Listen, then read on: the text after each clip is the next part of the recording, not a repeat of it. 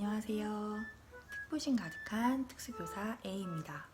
오늘은 특수 꿈나무들이 궁금해하는 특수학교와 특수학급에 대해서 이야기를 해볼까 해요.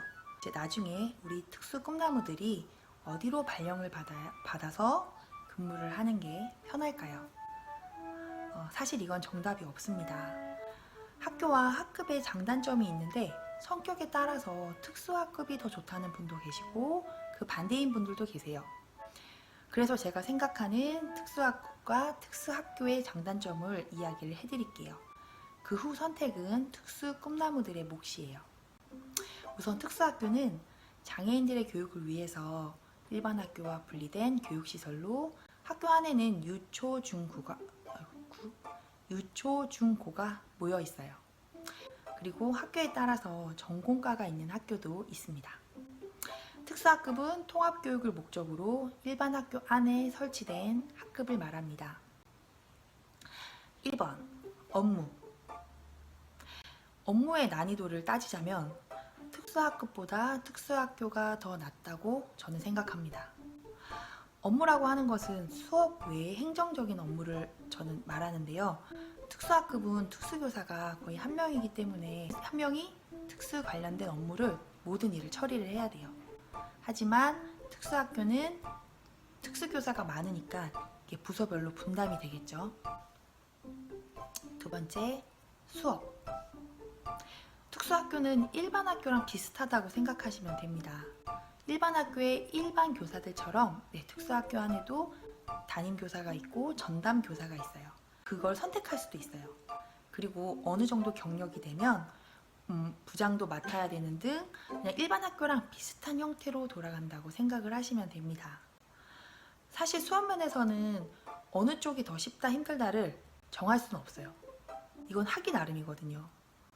특수학교의 경우에는 수업에 전담이 있고 그리고 정규 수업이 끝나면 방과 후 수업을 담당하는 선생님들도 학교에 따라서 있기 때문에 이게 시수면에서는 좀 더 편할 수가 있어요, 특수학교가. 하지만 장애의 정도가 특수학급보다 중증 학생들이 더 많다 보니까 그에 따른 고충이 있을 거예요. 특수학급의 경우에는 교사 한 명이 수업을 맡아서 계속 해야 하고 학교에 따라서 아이들이 이제 하교 시간까지 이제 계속 신경을 써야 하는 경향이 있습니다. 지금 저 같은 경우에는 이제 5시 퇴근인데 저희 아이들은 4시 40분까지 이제 학교에서 이제 방과후 활동이나 이제 학교 활동을 하거든요. 그렇게 되면 수업이 끝나도 이제 계속 안전 문제나 이제 문제 행동 같은 거에 대해서도 계속 신경을 써야 하고 이제 그거에 따른 지도를 해야 될 때도 있어요. 하지만 수업 시수나 시간표를 정하는 것은 전적으로 특수학급 교사의 권한이라서 이제 교사의 의지에 따라서 사실 그 수업의 힘듦 여부는 이제 달라지겠죠. 세 번째, 자원이라고 하면 좀 웃긴데 딱히 용어가 생각이 안 나서 한 해 특수교사가 수업이나 활동을 위해서 사용할 수 있는 운영비라고 하죠. 이것은 특수학급이 전적으로 우세합니다. 특수학교의 경우 이제 일반 학교랑 비슷한 체제로 운영이 되어진다고 했잖아요. 그래서 이제 큰 행사 진행은 부서별로 이제 진행하고 특수교사가 재량으로 쓸 수 있는 돈은 특수학급비 이제가 대부분이에요. 대개 연 10만 원 정도. 이건 학교마다 조금씩 다른데 대개 한 10만 원 정도? 반면 특수학급의 경우에는 연 400만 원 정도가 책정이 됩니다. 완전 40배 정도의 차이죠. 하지만 특수학교 운영비 10만 원은 정말 그 학급 안에서 필요한 재료들을 구입하는 돈인 반면 특수학급의 400만 원으로는 이제 한 해 그 학교 안에서의 특수 관련 행사와 수업을 이제 모든 수업을 이제 운영해야 돼요. 풍족한 반면 일이 그만큼 많아지겠죠.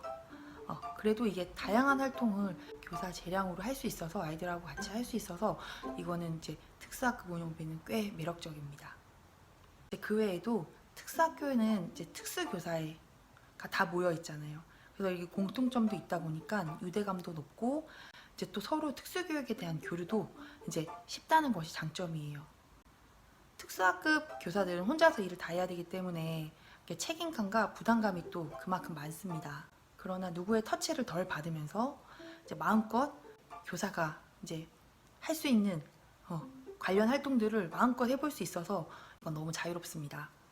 한마디로 요약하자면 저는 이렇게 말씀드리고 싶어요.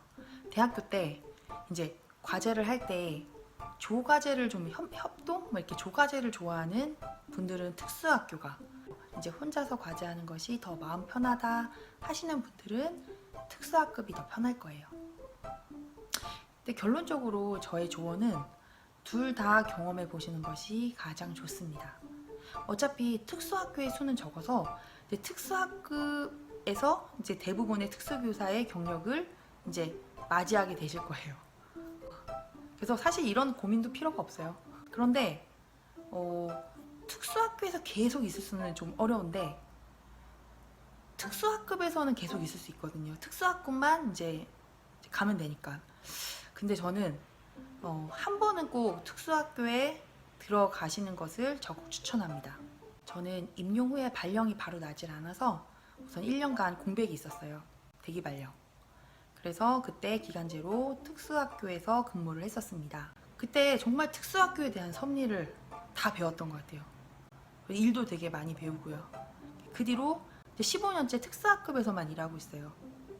그 이유는 특수학교에 가면 재밌긴 한데 이제 그 일을 분배를 하다 보니까 딱 제 일만 하면 되거든요. 그렇게 딱 일을 하다가 다시 계속 특수학교에 있을 수는 없어요. 어차피 특수학급으로 나와야 되는데 그렇게 해서 특수학급에 다시 나오면 이제 모든 일을 혼자서 이제 해야 되거든요. 다시.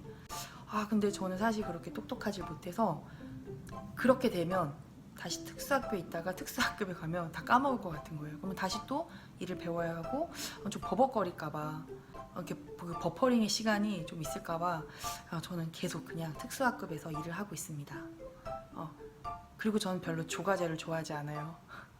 저 스스로 나태해질까봐 무임승차를 하게 될까봐 겁나서. 그래서 이제 초창기 1년에 특수학교에서 근무가 정말 저한테는 귀한 경험인 거예요. 그래서 정말 한 번은 특수학교에서 이제 근무를 해보시는 걸 정말 저는 추천해드립니다. 해봐야 될 것 같아요. 사실 누구나 그렇지만 일을 하려고 마음먹는 특수교사는 어딜 가든 일이 따라와요. 일을 만들죠, 스스로. 하지만 그렇지 않은 특수교사들은 어딜 가든 일을 안 해요. 특수학교가 쉽냐? 특수학급이 쉽냐? 이거는 솔직히 이제 여러분의 손에 달려있는 거예요. 쉽게 가자면 정말 쉽게 갈 수 있고 어렵게 가면 어렵게 갈 수 있는 길이 이 특수교사예요. 되게 매력적이지 않아요? 내 손에 달려있는 거? 저는 가능한 쉽게 가기보다는 초반에 조금 가시밭길을 걸어보는 것도 나쁘지 않을 것 같다는 선배의 생각입니다. 절대로 가시밭길로 내몰려는 게 아니라 처음부터 차라리 가시밭길을 걷다 보면 굳은 살이 생기잖아요. 그러면 이제 그 어떤 특수 환경이 와도 굳건해지고 뭔가 일이 좀 수월해지거든요. 그래서 저는 저도 초반에 되게 많이 힘들었거든요. 갑자기 급 고백. 저도 신규 때 되게 좀 많이 힘들었는데 오히려 저는 그게 지금 되게 저를 이렇게 웬만한 특수 관련 일에서 이제 좌절하지 않는 저에게 굳은 살을 주었다 이렇게 생각을 합니다. 가시밭길 걸으세요. 저는 어느 곳에 가더라도 특수교육을 사랑하는 특보심만 있다면 몸은 힘들어도 매일매일이 즐거운 특수교사가 될 수 있을 거라고 저는 믿습니다.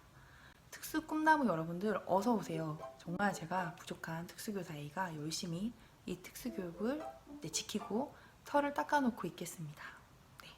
화이팅! 안녕!